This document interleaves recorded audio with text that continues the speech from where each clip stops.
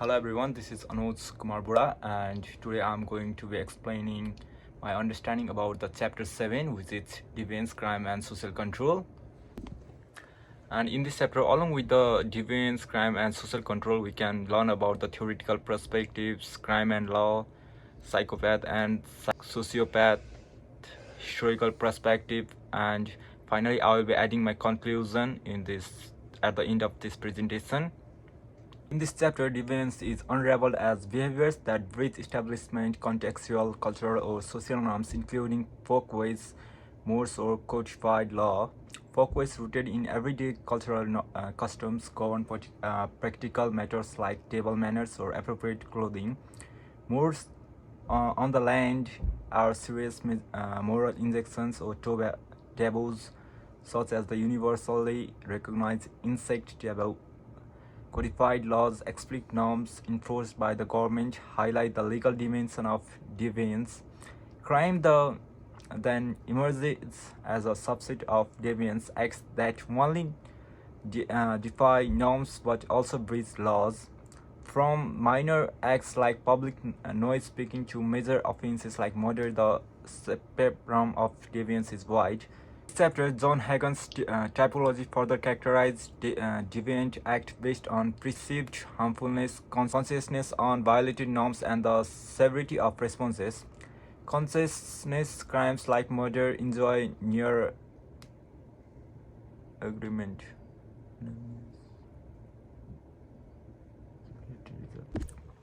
In this chapter, deviance is unraveled as behaviors that breach establishment, contextual, cultural, or social norms, including folkways, mores, or codified law. Folkways rooted in everyday cultural customs govern practical matters like table manners or appropriate clothing. Mores, on the hand, are serious, more injections or taboos, such as the universally recognized insect taboo. Codified laws, explicit norms enforced by the government, highlight the legal dimensions of violence, whereas crime then emerges as a subset of deviance, acts that only defy norms but also breach laws. From minor act like public noise speaking to major offense like murder, the spectrum of deviance is wide. Similarly, John Hagen's typology further characterized deviant acts based on perceived harmfulness, consciences on violated norms, and the severity of response. Consciences crime like murder enjoy near unanimous agreement on their moral reprehensibility, resulting in harsh penalties. Conflict crimes such as prostitution spark public disagreement over seriousness. Social deviation encompassing behaviors like mental illness or addictions aren't illegal but warrant institutional. Versions are like unconventional dressing or procreative violation, considered distasteful or cruel but harmless. The psychological approach to deviance emphasizes that no act or person is inherently deviant. Now let's talk about the social control. Deviance succinctly defined as behavior falling outside societal norms. Demands an examination of the mechanisms employed for the social control. The three distinct methods outlined are penal social control, discipline, and risk management. Penal social control involves prohibiting certain behaviors and responding with punitive measures when norms are violated. Discipline, as discussed by Michael Foucault, is a form of social control placed through the continuous training and observation to enhance individuals' capabilities while making them more compliant. Additionally, risk management addresses deviance by assessing and mitigating potential risk within the person. Now let's talk about the crime. In this chapter, it begins by categorizing different types of crime, emphasizing the need to identify and understand the varying natures of criminal activities. The discussion extends to the examination of crime statistics, providing insights into the falling rate of crime in Canada. Furthermore, the chapter explores alternatives to traditional forms of punishment, particularly focusing on the examination of options beyond imprisonment. Similarly, in this chapter, we delve into various theoretical perspectives on deviance, contributing to a comprehensive understanding of this complex phenomena. It starts by representing the functionalist view, incorporating theories such as social disorganization theory, control theory, and strength theory.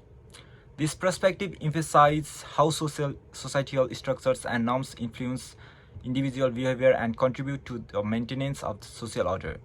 The critical sociology perspective is introduced, shedding light on the intricate relationship between deviance, crime, and class inequality. This viewpoint challenges conventional norms and explores how societal power dynamics can shape definition of deviance. Additionally, the chapter explored the symbolic interactionist approach, incorporating theories like differential association theory and labeling the theory. Symbolic interaction focuses on how individuals actively construct meanings and identities through social interactions, offering a nice perspective on the subjective nature of deviance. Similarly, the concept of psychopath and sociopath are popular in contemporary culture, depicted in various forms of media. Psychopath and sociopath refer to personality disorder characterized by antisocial behavior, diminished empathy, and a lack of inhibitions. These terms highlight different aspects or genetic factors, while sociopath underscores social or familiar sources in the disorder development. The discussion delves into historical perspectives, referencing figures like Cesar Lamborso, an influential figure in positive criminology, and contemporary research by neuroscientist James Fallon, who studied the genetic markers associated with psychopath. Fallon's own case illustrates the complexity of these disorders and emphasizes the role of both genetics and environmental factors in their expression. From this chapter, we can learn about the distinct yet interconnected concepts of crime, social control, and deviance as summarized in the concluding slide. The multifaceted nature of these concepts become evident through an exploration of various perspectives ranging from functionalities and critical sociology views to feminist and symbolic interactions approaches. The conclusion emphasizes the need to understand the complexity of these social phenomena by incorporating biological, social, and environmental factors. The interplay of deviance, crime, and social control is underscored, highlighting that these terms represent separate yet interconnected meanings with different societal contexts. Ultimately, the chapter prompts a reflective consideration of how social factors influence our perception of deviance, crime, and social control.